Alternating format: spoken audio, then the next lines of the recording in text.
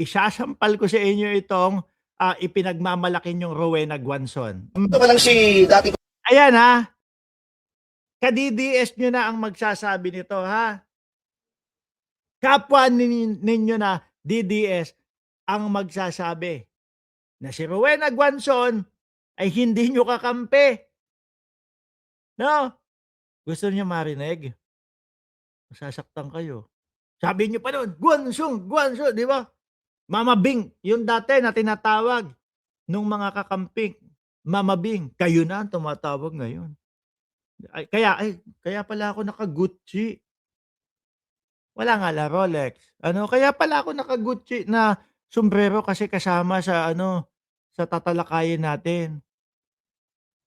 Si walang Rolex, walang Gucci. Pero pakinggan niyo mga DDS. Sasabihin nito Pasyo kay Mama Bing ninyo. Pakinggan niyo ha. Naku po. Baka pag narinig niyo to, kawawa na naman to. Hindi na nakapasok doon sa Kongreso, hindi na nakalusot sa Kongreso. Tapos ito, Senado, hindi din makakalusot. Pakinggan nyo, ito pa lang si dating Commissioner Rowena Guanzon. Di ba tayo nagbibigay tayo ng t-shirt sa mga kaibigan natin? Bibigay ng t-shirt sila Topacio, doon sa kanilang mga, tawag doon?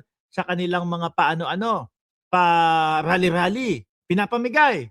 Si Guanzon daw, binibigay daw, Topacio? Ano sinasabi? Ano ginagawa ni Guanzon? Yes, yun. Ito pa lang si Rowena Guanzon ay nagbibenta Nagbebenta ng? yung mga t-shirt na nakalagay, mapapangiwi ka sa korap.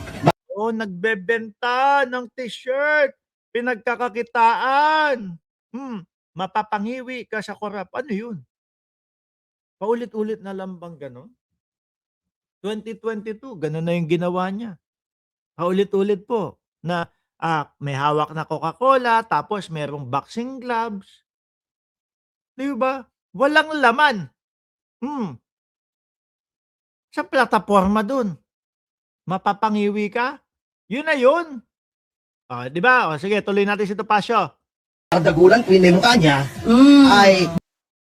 Feeling malakas sa bardagulan si Guanzon, Subukan niyo po sa amin makipagbardagulan. Yun nga lang. Pagpaumanhin niyo po sa edad, hindi kami gagalang sa edad, kapag bardagulan. Di po ba? Talagang, baka sabi, ang bastos naman itong si Mark Ramos, pumapatol sa matatanda. Bardagulan niya nagpipiling na malakas sa bardagulan. Di patulan, di ho ba? Binibenta niya. Tinatanong nila kung bawal. Hindi naman po bawal. Ito lang ang naiisip ko. Bakit naman, kakandidato ka ng senador, magbebenta ka ng t-shirt? Pera ang iniisip. Pagkaperahan. Tatakbo na. Yung iba, namimigay pa nga ho Di ba? Yung iba, namimigay pa. Tapos siya, baliktad. Tatakbo, senador. Pagkaperahan ko kayo. Bentahan ko kayo ng t-shirt. Ano yung nakasulat? Ngiwi. Nakakahiya na maisulat yan. Puro ganon yung mga banat. Kung kumakandidato ka pa lamang, pera na iniisip mo, kita na iniisip mo, ano iisipin mo pagka nandun ka na sa Senado? Si Topacio nagsasabi niyan, Naku, baka masilaw si Guanzon doon. Baka isa si Guanzon sa mga may mali-malita. Pero wag niyo hong isipin yun. Hindi ho gagawin, hindi ho mangyayari yun kay Guanzon, mga kababayan.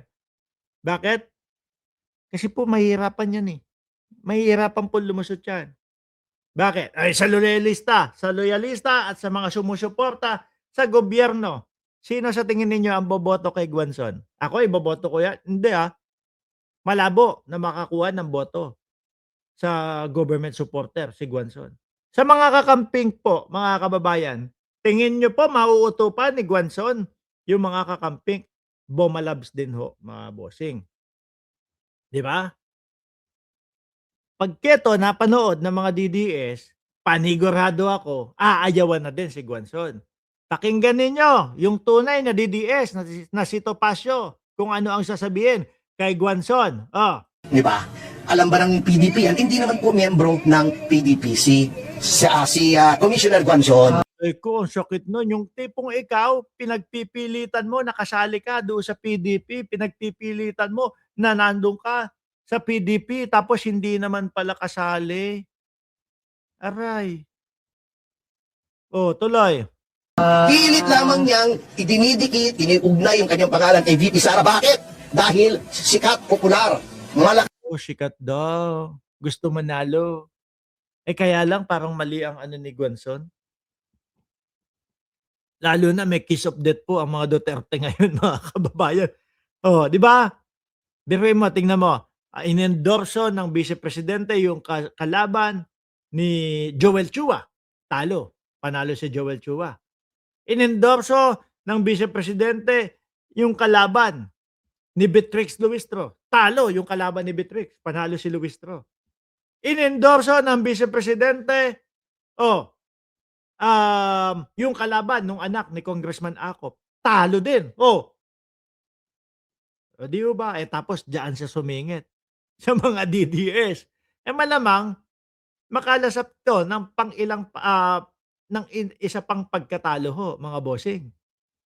Eto na, malapit na po sa exciting part na sasabihin ni Topacio. Banata mo na, Topacio! sa taong bayan, si VP Sara. Pero noong si Pangulong Duterte pa lamang ay gustong Ayan na, nung si Pangulong Duterte pa lang ay maging presidente, gustong maging presidente, binablock niya yung certificate of candidacy. Pinapa-inhibit siya, ayaw niya mag-inhibit.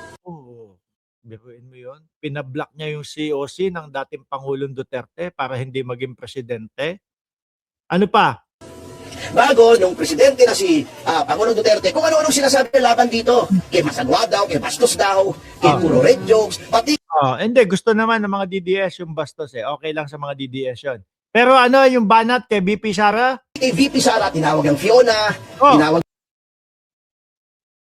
Ako nga ho, mga kababayan, mga boss si Pamo sir, hindi supporter ng Vice Presidente.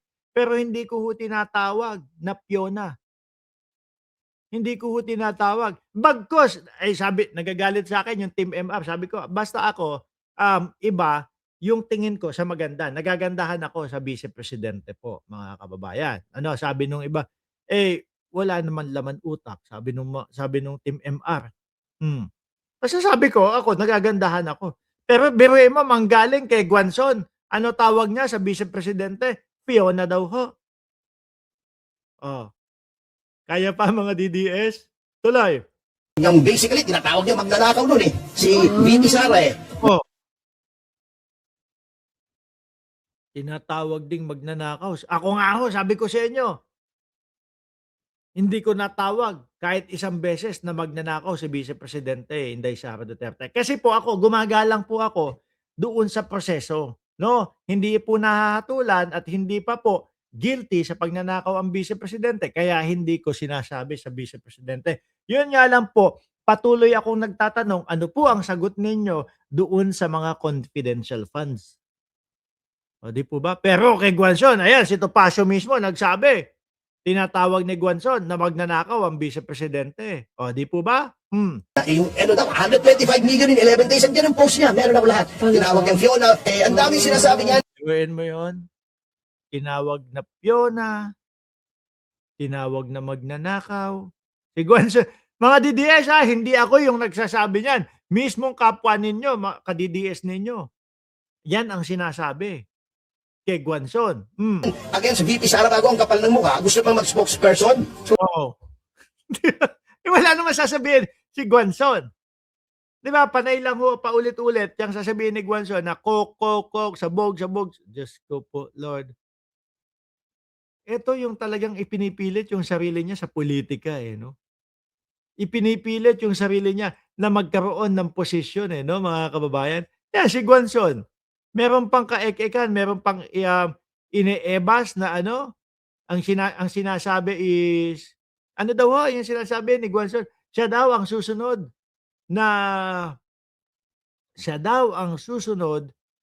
na Miriam Defensor Santiago daw po. Sabi ni Guanzon yun. O, di po ba? O, tuloy. Oo, buti nga hindi tinanggap. Ngayon, gusto mag-senador, pilit na dikit ng dikit kay Sara Duterte. O, yan ang istorya po niya. Ngayon, nagbebenta ng t-shirt. Kayo na po mag kayo na daw ang humusga, mga DDS, ha? Kayo na daw ang mga nagbebenta. Umpisa pa lang, pera na ang iniisip. Eh, paano pa daw kapagka naging senador na? Sabi ni Topacio, mga bossing.